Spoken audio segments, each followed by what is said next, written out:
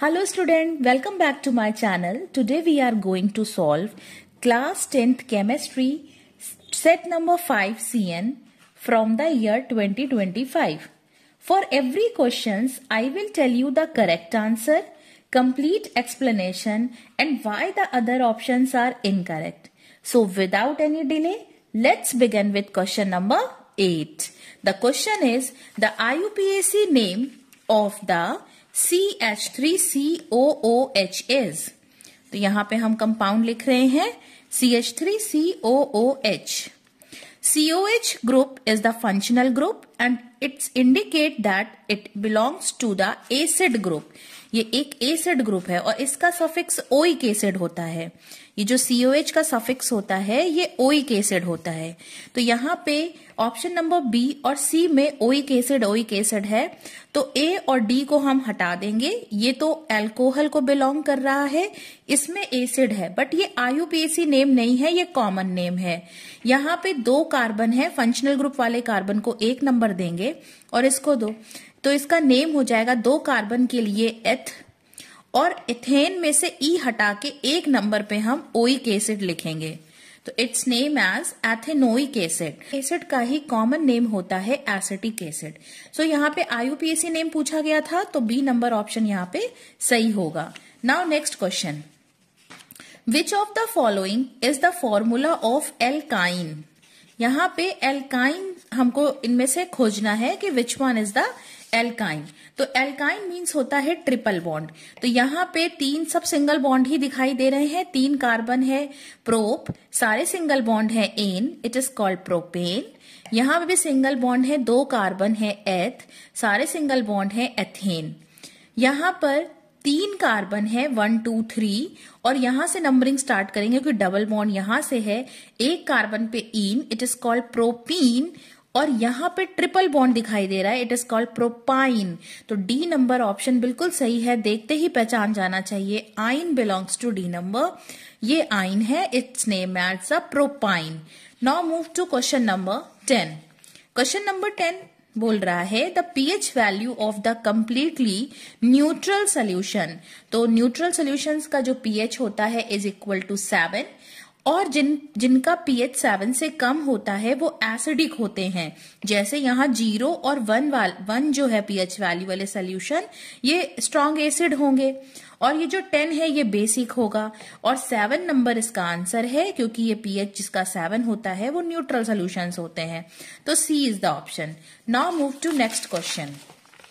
Question number 11 कह रहा है the common name of the sodium carbonate decahydrate.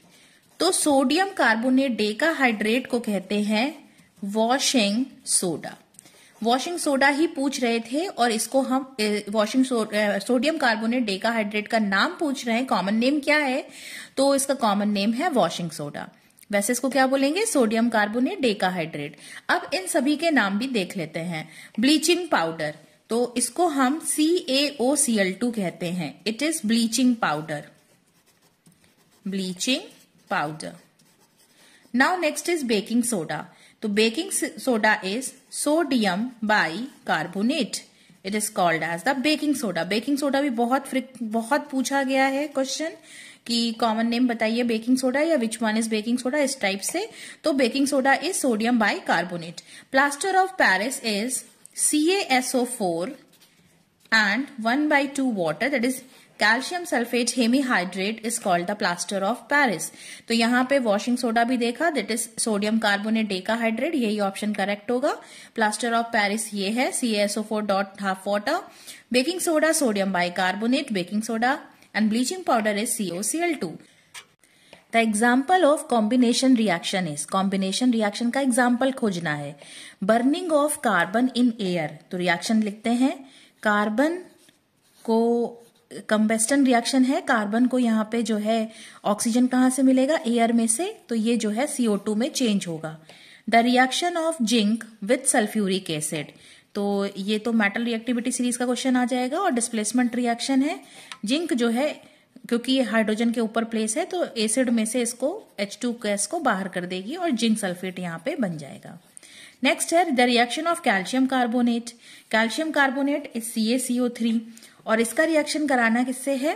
With hydrochloric acid यानी कि HCl के साथ. तो यहाँ पे मेटल कार्बोनेट का एसिड से रिएक्शन हो रहा है, कैल्शियम क्लोराइड बनेगा, CO2 एंड वाटर बन जाएगा.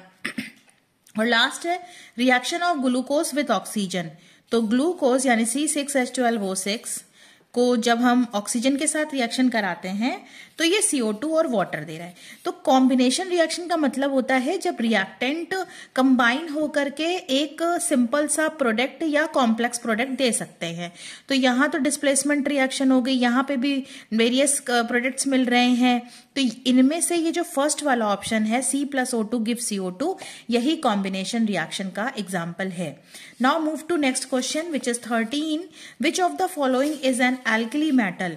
तो हमें एल्कली मेटल्स पता होने चाहिए कि एल्कली मेटल्स किसे कहते हैं.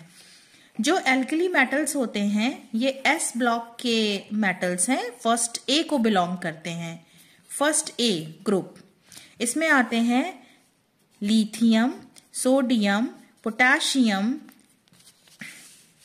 Rubidium, caesium and फ्रेंचियम.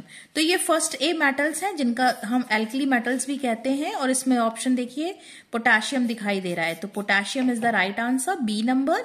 और जो है ये एल्कली मेटल्स इनको फर्स्ट ए कहते हैं, ये सेकंड ए को बिलोंग करता है. ठीक है, तो student, so we have completed all the MCQs from the today's set. Tell me in the comments how many answers did you get correct. In the next video, we will solve the next set of same year 2025. So stay connected and keep practicing daily. Thank you for watching, students.